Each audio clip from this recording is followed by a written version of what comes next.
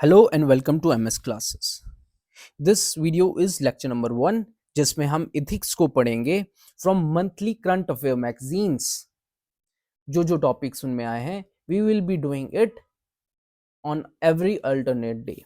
So today we have selected June 2024 जिसमें हमारे पास दो आर्टिकल्स हैं. फर्स्ट इज विसल ब्लोइंग पे, दूसरा है frauds in civil services exams. So पहला हम देखते हैं विसल ब्लोइंग पे, the ethics of whistle blowing. उससे पहले we should know what is whistle blowing. तो विसल ब्लोइंग की डेफिनेशन यहाँ पे जो दी गई है that is disclosure of information. अब डिस्क्लोजर ऑफ इंफॉर्मेशन किसको? टू पब्लिक और to some higher authority. So हम डिस्क्लोज करेंगे इंफॉर्मेशन टू पब्लिक और सम हायर अथॉरिटी. अब किसके बारे में? Any wrong doings. अब कुछ गलत हुआ होगा विद रिस्पेक्ट टू, अगर कोई फ्रॉड हो गया है, करप्शन हो गया है किसी भी कंपनी और गवर्नमेंट. सो किसी भी कंपनी या गवर्नमेंट में कोई फ्रॉड करप्शन हो जाए, जब इसकी इंफॉर्मेशन डिस्क्लोज की जाए टू पब्लिक और some higher authority, this is what we call as whistle blowing. And person who disclose such information to public and or some higher authority is what we call whistleblower. जब हम whistleblowers की example करते हैं तो सबसे important, सबसे बड़ा नाम आता है जूलियन असांज का. He was the one who exposed US military और diplomatic documents जो कि with respect to Iraq civilian killings. Then we have this guy called as Edward Snowden. उसने एक्सपोज किया था यूएस गवर्नमेंट की मास सर्वेलेंस प्रोग्राम को. Then we have Indian examples like recently Rohan Mehtab news में थे जो कि मिनिस्ट्री ऑफ एक्सटर्नल अफेयर्स में काम कर रहे थे. He exposed corruption and sexual harassment in ministry of external affairs. Because of that he was suspended and silenced. Then we have very classic example of Satyendra Dubey. He was an engineer. He was working with Golden Quadrilateral. तो उन्होंने corruption को expose किया इन golden quadrilateral. उनको उसका क्या result मिला? He was shot dead. Mukesh Chandrakar recently Chhattisgarh में expose किया रोड कंस्ट्रक्शन की स्कैम को. His body was found in septic tank. Shan Mugan Manjunath, she exposed corruption in Indian Oil Corporation, but what she got in return? She was killed. So whistleblowers, कोई भी whistleblower है, he or she has to face the harsh brunt of the government. So now in this article we will be seeing whistleblowing from ethical point of view. What are the issues that are faced by the government, by all the stakeholders with respect to whistleblowing. सबसे पहला जो, अगर हम एक scientific way में एक process के through जाएं, सबसे पहला जो issue with respect to whistleblowing है that is protection and accountability. So ethical dilemma जो, अगर फॉर एग्जांपल मैं किसी चीज के लिए विसल ब्लो करना चाह रहा हूं, there is some wrong doing in my company, तो सबसे पहली चीज है कि प्रोटेक्शन. तो प्रोटेक्शन, जब जहां पे अगर हम सत्येंद्र दुबे की बात करें, हम बात करें मंजुनाथ जी की, हम बात करें मुकेश चंद्राकर की, तो there was lack of protection जिसकी वजह से ये हुआ, they were shot dead. Whereas दूसरी चीज जो है दैट इज अकाउंटेबिलिटी की. So it is not always कि विसल ब्लोअर्स जो हैं वो they have right what we can say right intent. उनकी नीयत खराब भी हो सकती है just to defame someone, वो भी हो सकता है. So there is a dilemma, protection and accountability, ethical consideration in protecting whistleblowers from retaliation and ensuring accountability for malicious reporting. दूसरा जो है that is protection of whistleblowers versus national security. So अगर government institutions में whistle blow होती है तो on one hand there is an issue of protection of whistle blowers, और दूसरी तरफ नेशनल सिक्योरिटी का इशू है. अब यहाँ पे एक इशू बड़ा निकलता है इंपॉर्टेंट. विसल ब्लोअर्स एक्ट में जब अमेंडमेंट 2015 में हुई, तब ये क्लास डाला गया नेशनल सिक्योरिटी का. So this class is being misused. This is a vague class which is misused by different government institutions. Whenever whistleblower exposes a scam, तो गवर्नमेंट उसको कहती है it is a case of national security, so his complaint is put into trash. So it shows that it does not protect truth tellers, it just hunts them down.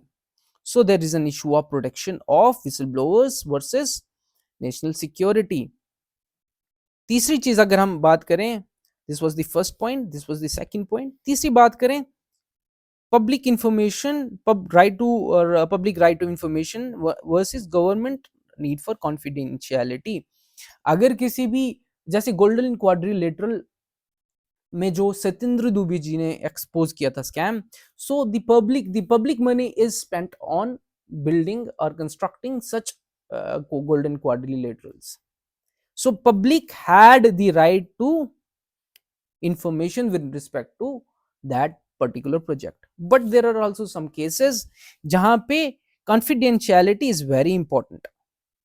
So the dilemma is how to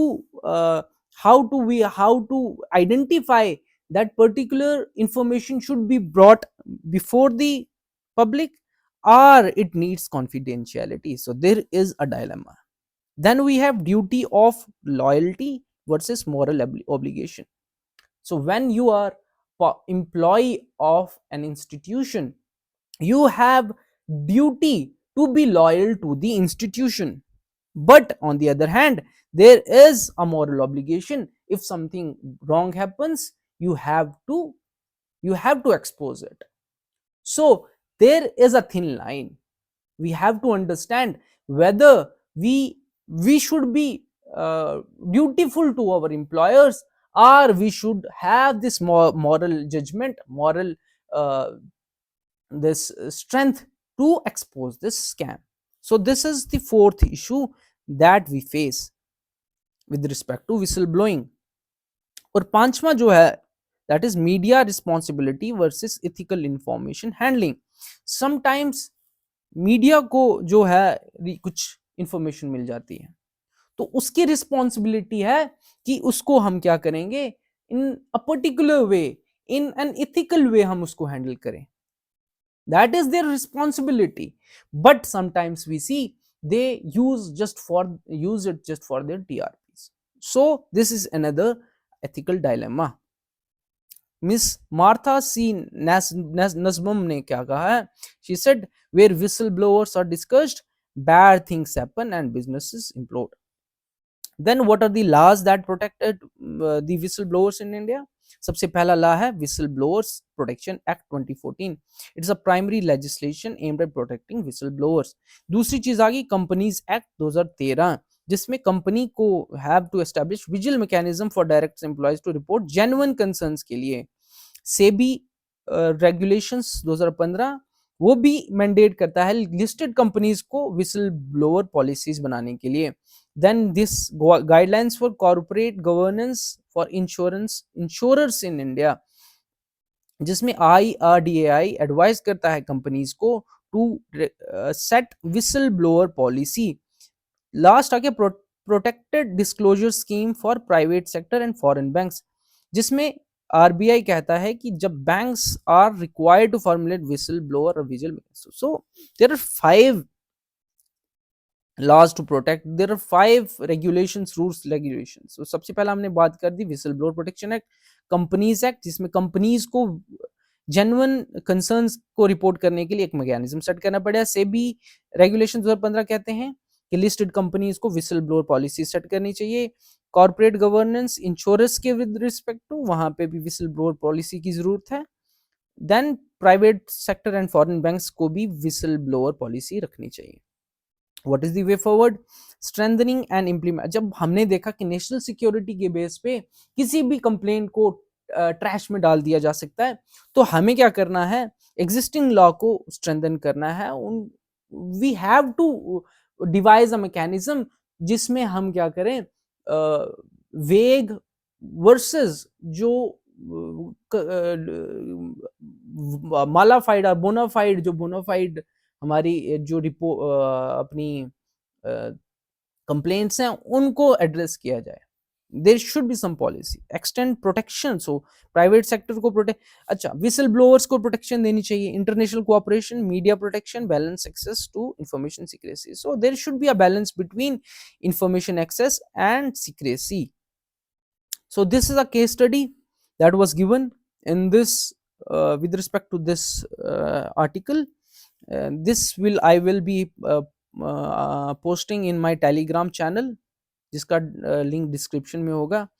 सो आप क्या करें, इस वाले case study को जो है इसको solve करके आप वहाँ पे अपलोड कर देंगे. Then I will be posting my answer also, model answer. जो दूसरा आज का जो टॉपिक है that is frauds in civil services exam. So classic example जो इस साल बड़ी न्यूज में रही दैट वाज पूजा खेड़कर का केस था. तो पूजा खेड़कर जी जो कि डिसेबिलिटी सर्टिफिकेट ली हुई थी और ओबीसी की भी सर्टिफिकेट्स थी उनके पास.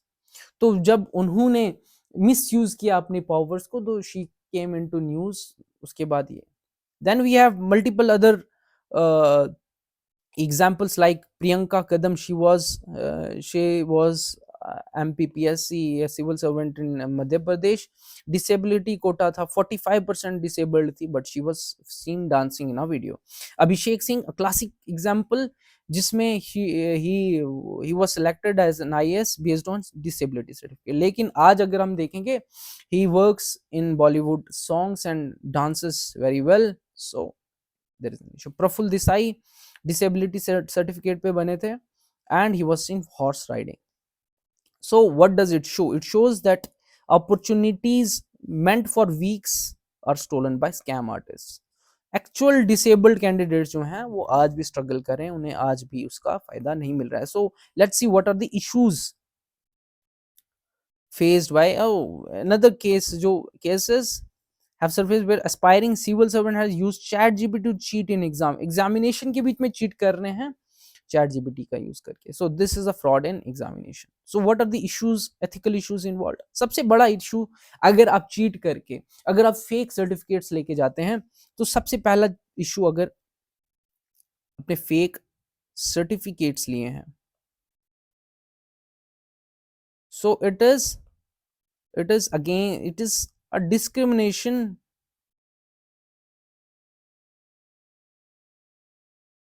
against deserving candidates.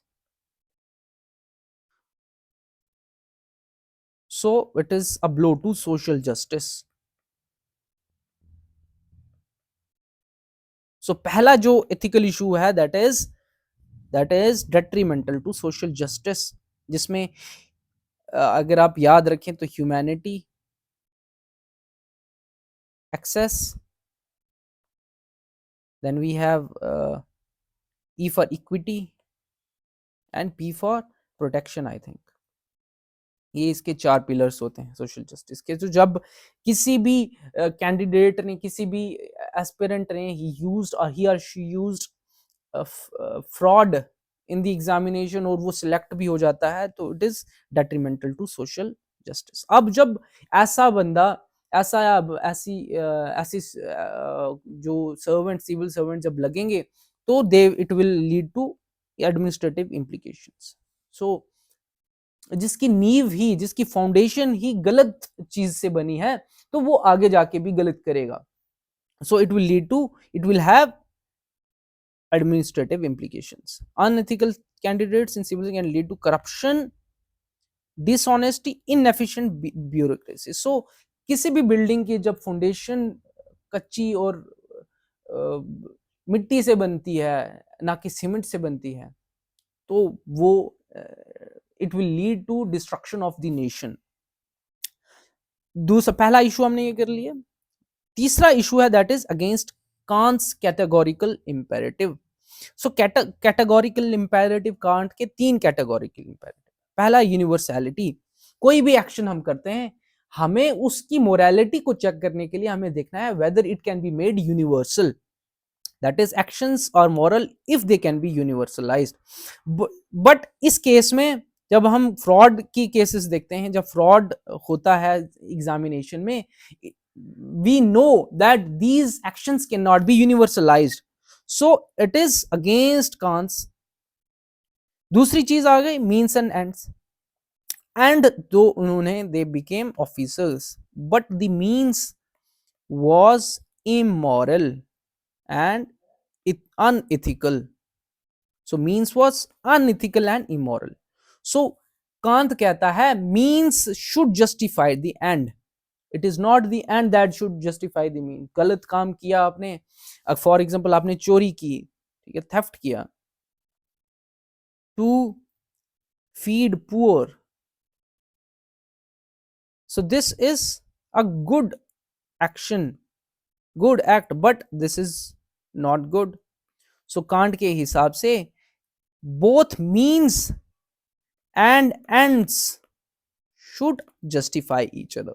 तीसरी चीज autonomy and kingdom of ends, that you will write in the comment section. तो कांत का जो तीसरा कैटेगोरिकल इंपेरेटिव है that is autonomy and kingdom of ends. So तीन इश्यूज जो हमने देखे, first is detrimental to social justice, second हमने देखा कि जब वो इंसान जब एडमिनिस्ट्रेशन में जाएगा it will have administrative implications. तीसरी चीज हमने देखी कि ये जो काम उन्होंने किया है it is against Kant's categorical imperative and deontology, जिसमें मीन्स और एंड्स की बात करते हैं। चौथी चीज हमने बोली इट वायलेट्स यूटिलिटेरियनिज्म। अब यूटिलिटेरियनिज्म क्या कहता है? Utilitarianism, morality of an action is determined solely through assessment of its consequences. Cheating is detrimental to society.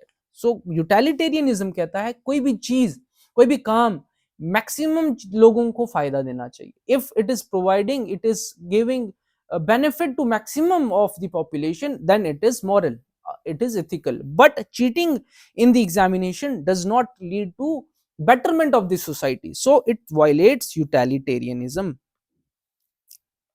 Final उसने बोला knowledge without character. So Gandhi ji के 7 सिंस जो गांधी जी ने बताए हैं that you will be writing in comment section, एक उनमें से है that is knowledge without character is a sin. So knowledge आपके पास नॉलेज थी but you did not show the character, like जब सिविल सर्वेंट एग्जाम सर्विसेज में chat GPT examination में चैट जीपीटी यूज कर रही हो, it is that you are not showing your character. Another बड़ी इंपॉर्टेंट आप इसमें डाल सकते हैं, character without knowledge is feeble, but knowledge without character is dangerous. तो सेम चीज जो है हम यहाँ पे भी लिख सकते हैं। So what is the way forward? Way forward is हमने जो फॉर एग्जांपल हमने टेक्नोलॉजी को यूज करना है by the institutions who are conducting this examinations. So पहले तो एट सच इश्यूज को जो है अगर हमने we want to address it, for example at stage of recruitment, अब फॉर्म फिलिंग के टाइम पे जैसे इस बार यूपीएससी ने बहुत स्ट्रिंजेंट कर दिया था, so that is a good step with respect to this. उसके बाद जब एग्जामिनेशन होता है, so what should we do? We should be using technology like jammers, ताकि कोई भी इंटरनेट यूज ना कर सके। So that should be used even after they become successful, उनकी थॉरो जो है इन्वेस्टिगेशन वगैरह होनी चाहिए।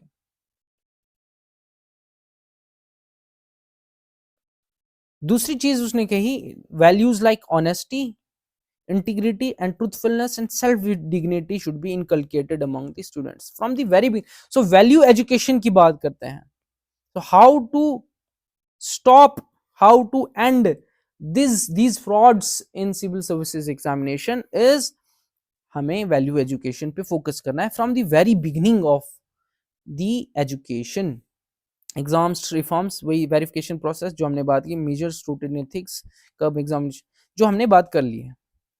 सो this was the end of June 2024 का current affair magazine with respect to ethics. ये it is another one case study जो आपको मैं टेलीग्राम पे प्रोवाइड कर दूंगा. You will be writing the answer in the telegram. तो telegram channel का जो link है that I will be providing in the comment section in the description.